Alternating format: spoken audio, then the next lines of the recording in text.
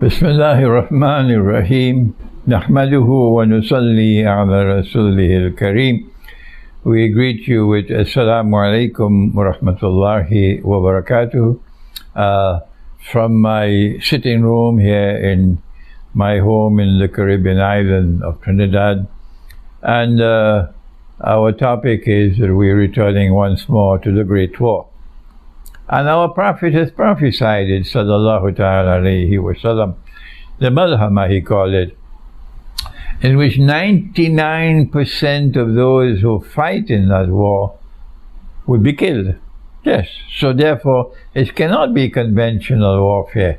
If our Prophet prophesied 99% of combatants being killed, it has to be a war using weapons of mass destruction. Now then, I have spoken on this subject again and again, but I want to bring it into a capsule today. What is the first step we must take to prepare for nuclear war? Answer. They will not give you the answer because they don't talk about nuclear war. No. And if they do, they're supporting NATO. That's what these traitors do. And they call themselves Islamic scholars. I am denouncing them so that you will know who they are.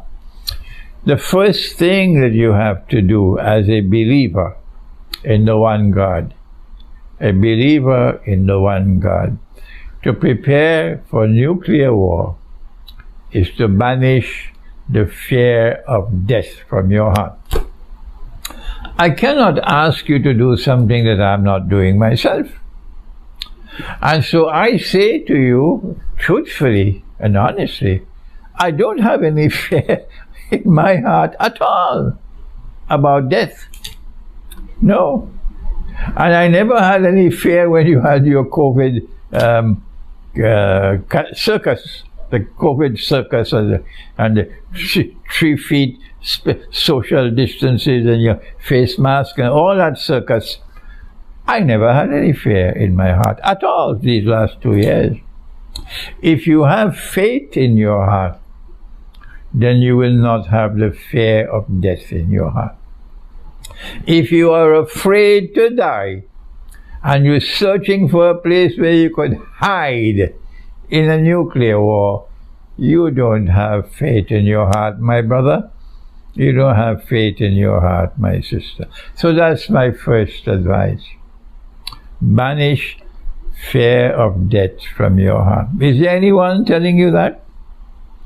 The second way to prepare, as people who follow Prophet Muhammad alayhi salatu wasalam, the Christian will give you a different answer, the Hindu, the Buddhist.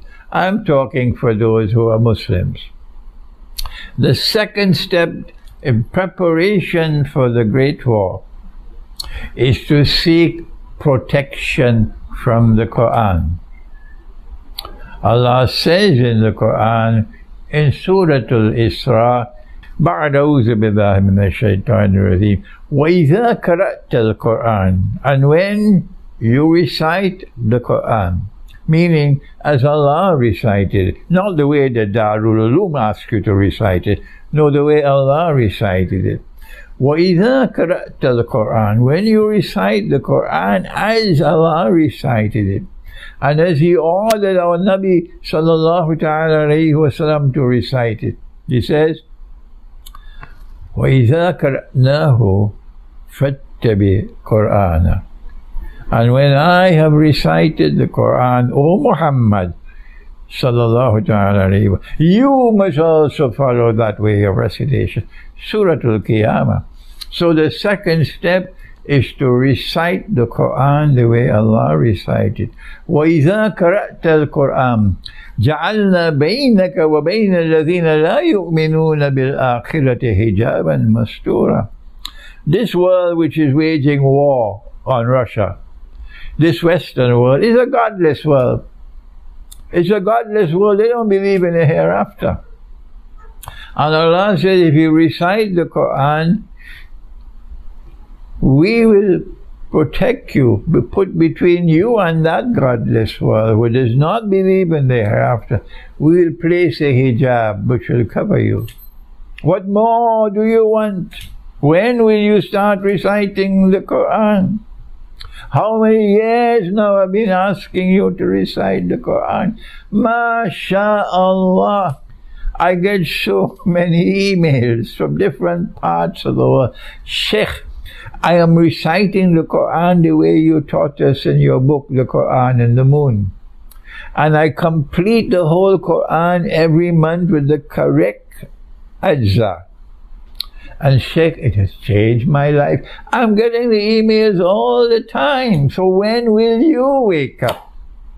There are those of you who are close to me. And I love you. And yet you will not recite the Quran. What more can I do? When Allah calls me away, I warn you, don't ever say that you are my student. No. You bury me, you make a dua for me and get back on the battlefield. I don't want people praising me. You are my student only if you are reciting the Quran every day. The best time is in the morning. And you are completing the recitation of the whole Quran every lunar month. And this is the second way to prepare yourself for the Great War. The third preparation for the Great War is you better find a good guide to guide you. There are bogus scholars out there, bogus, who gives you a version of Islam that the Western world doesn't feel any threat at all. It's like a Sunday lunch for them, that version of Islam that comes from these scholars. But if you follow the version of Islam that comes from someone who follows Khidr alayhi salam, someone who turns to the Quran to guide and to teach the people the reality of the world today, the Western world will hate you and despise you. So look for a scholar of integrity. Look for a scholar who can throw light on the world today. Look for a scholar who can tell you the Great War is coming. Look for a scholar who can help you to prepare for that Great War. Don't look for these fellows who are like marshmallows who sing for their supper and they close the doors of their masjid on me. The fourth one, preparation for the Great War, is you must stock up on blankets, on warm clothing, on food which is non-perishable like canned food, stock up on water, stock up on firewood. I am stocking up on firewood. Stock up on lighters to light a fire. I have spoken a lot about this. And you will be able to get more security in the remote countryside than in the city where there will be anarchy when there is no electricity, there is no running water, there is no supply of food. People will be fighting each other dog eat dog in the cities and breaking down your home, your doors of your home if they suspect you have food. So get out of the cities, please, and go to the remote countryside, as I am myself doing. That's why I'm building that small home. It's just 100 yards away from the beach, the remote countryside of Trinidad, and I can get fish to eat. Now then, the last thing I want to say is to direct attention. If no nuclear war takes place, who are those who are most vulnerable? And the answer, it's women and children who have no husband, no father, no man around them to protect them. So in the same way that I've always advised when we have a large gathering, if any event takes place that causes panic, every single man who is present must now become the protector of every woman who is present.